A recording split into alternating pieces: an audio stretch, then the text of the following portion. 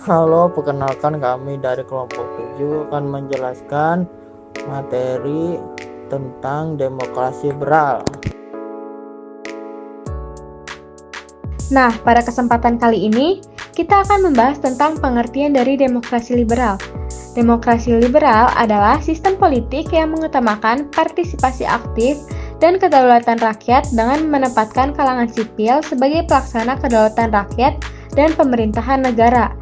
Nah, kalian tahu nggak sih nama lain dari demokrasi liberal itu apa? Jadi, nama lain dari demokrasi liberal adalah demokrasi parlementer.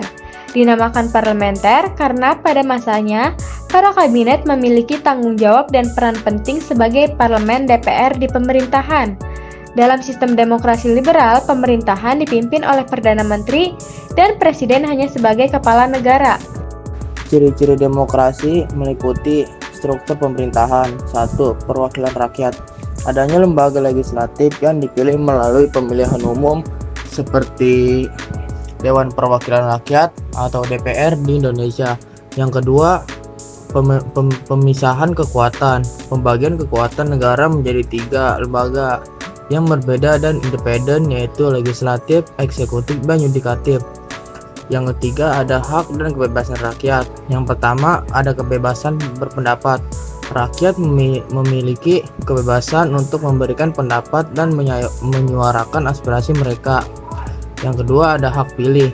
Rakyat memilih hak untuk memilih perwakilan mereka melalui pemilihan umum. Yang kedua, ada keadilan dan keterbukaan. Pemerintah demokrasi menjamin keadilan dan keterbukaan dalam pengambilan keputusan. Demokrasi liberal di Indonesia berlangsung dari 1956 hingga 1959. Muncul setelah pembubaran Republik Indonesia Serikat. Kembali ke negara kesatuan, latar belakangnya mencakup penetapan Undang-Undang Dasar Sementara atau UUDE yang mendasari sistem parlementer serta keinginan tokoh bangsa untuk memodernisasi pemerintahan. Periode ini ditandai oleh pertumbuhan Partai Republik dan pemilihan umum pertama pada 1955. Meskipun diwarnai ketidakstabilan politik dan seringnya penggantian kabinet, akhirnya pada 5 Juli 1959, Presiden Soekarno mengeluarkan dekret yang mengakhiri demokrasi liberal dan memulai era demokrasi terpimpin. Pergantian kabinet pada masa demokrasi liberal pada tahun 1950 sampai 1959 sering terjadi karena ketidakstabilan politik. Kabinet sangat bergantung pada dukungan parlemen, sementara partai lebih fokus pada kepentingan masing-masing. Yang kedua, fragmentasi partai. Banyaknya partai dengan ideologi berbeda membuat koalisi rapuh dan sering berkonflik. Yang ketiga, dominasi DPR. DPR mudah menjatuhkan kabinet lewat mosi tidak percaya. Yang keempat itu ketegangan ideologi. Perbedaan ideologi nasionalis, agama, dan komunis memicu konflik politik. Titik kelemahannya, kepemimpinan lemah. Perdana Menteri sering gagal mengambil keputusan tegas akibat tekanan politik. Yang kedua, koalisi rapuh. Kerjasama antar partai tidak solid sehingga kabinet mudah jatuh. Yang ketiga, tidak stabil. Pergantian kabinet yang sering menghambat rencana jangka panjang. Yang keempat, abai pada rakyat. Konflik politik membuat kebutuhan rakyat seperti pendidikan dan kesejahteraan terabaikan. Yang kelima, tekanan luar negeri. Pengaruh perang dingin memperburuk situasi dalam negeri. Muhammad Nasir adalah tokoh penting Indonesia yang menjabat sebagai Perdana Menteri kelima dari tahun 1950 sampai 1951 dan dikenal dengan mosi integral Nasir yang menyatukan Indonesia menjadi NKRI. 2. Sukiman adalah Perdana Menteri Indonesia dari tahun 1951 sampai 52 yang memimpin koalisi partai Masyumi dan PNI serta menjabat. Ia berupaya memperkuat stabilitas politik dan ekonomi di tengah berbagai tantangan. 3. Wilopo menjabat sebagai Perdana Menteri Indonesia dari tahun 52 sampai 53 yang memimpin kabinet Wilopo yang fokus pada stabilitas ekonomi dan politik. 4. Sastri Ali Sastra Suami Jojo menjabat sebagai Perdana Menteri Indonesia dalam 2 periode 1953 sampai 1955 dan 1956 sampai 1957. Di bawah kepemimpinannya, Indonesia sukses menggelar konferensi Asia Afrika pada tahun 1955 yang memperkuat solidaritas negara-negara Asia dan Afrika serta menjadi gerakan non-blok. 5. Baharudin Harahap menjabat sebagai Perdana Menteri Indonesia dari tahun 1955 sampai 1956 dan memimpin kabinet Baharudin Harahap. Ia sukses menyelenggarakan pemilu 1955, pemilu demokratis pertama di Indonesia yang menjadi tonggak sejarah politik bangsa. Yang keenam, tokoh ini pernah menjabat sebagai Wakil Perdana Menteri dalam kabinet Ali Sastra Tramidjo I dari tahun 19 sampai 55 dan Menteri Pendidikan, Pengajaran dan Kebudayaan dengan kontribusi penting pada pengembangan sistem pendidikan nasional.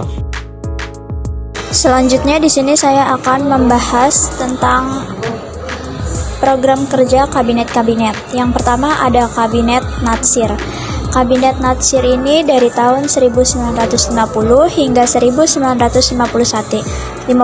Kabinet ini fokus pada memperbaiki ekonomi yang kacau pasca setelah perang, sekaligus menggabungkan wilayah-wilayah bekas negara bagian ke NKRI setelah Republik Indonesia Serikat bubar.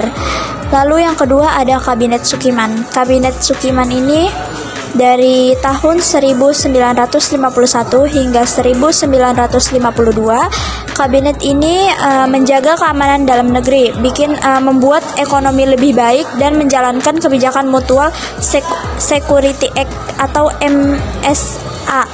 Tapi kebijakan ini membuat heboh karena dianggap terlalu berpihak kepada Amerika Serikat. Yang ketiga ada Kabinet Wilopo dari tahun 1952 hingga 1953. Kabinet ini berusaha keras menyelesaikan konflik agraria yang sering membuat rusuh di desa-desa. Selain itu juga mereka mengurus masalah sosial yang membuat situasi masyarakat tidak stabil. Yang keempat ada Kabinet Ali Sastroamidjojo I.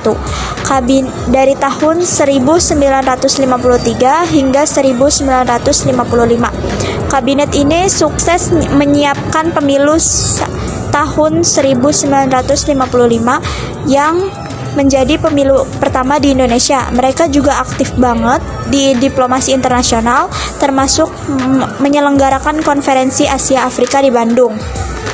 Selanjutnya ada Kabinet Burhanuddin Harahap dari tahun 1955 hingga 1956. Kabinet ini memimpin pemilu pada tahun 1955 dan berusaha memperbaiki hubungan antara sipil dan militer yang waktu itu sering tegang. Yang keenam ada Kabinet Ali Sastroamidjojo II dari tahun 1956 hingga 1957. Kabinet ini fokus untuk merebut Irian Barat supaya masuk ke wilayah Indonesia. Selain itu juga mereka berusaha mengatasi inflasi dan masalah keuangan negara. Yang terakhir ada Kabinet Juanda dari tahun 1957 hingga 1959. Melalui program Kabinet Karya, kabinet ini fokus untuk menciptakan stabilitas nasional. Mereka banyak membangun infrastruktur, memperkuat pertahanan, dan mendorong pembangunan ekonomi biar Indonesia tuh semakin maju. Itu dia penjelasan program kerja kabinet-kabinet dari saya. Terima kasih. Perbandingan kondisi kabinet pada masa demokrasi liberal, masa Orde Baru, dan masa reformasi. Yang pertama yaitu pada masa demokrasi liberal pada tahun 1950 sampai 1959. Kabinet ini sangat sering berganti karena persaingan antar partai yang ketat dan sulitnya mencapai konsensus. Komposisi kabinet sering berubah-ubah dan mencerminkan koalisi politik yang rapuh, fokus utama pada perebutan kekuasaan politik sehingga program pembangunan sering terbengkalai.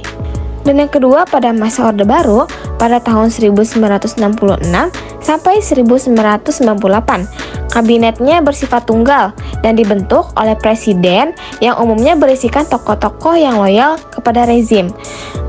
Masa Orde Baru ini fokus utamanya pada pembangunan ekonomi dan stabilitas politik.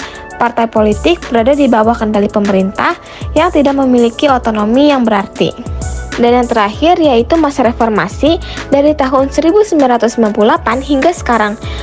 Pada masa reformasi ini, kabinetnya bersifat koalisi, yaitu mencerminkan hasil pemilihan umum yang kompetitif.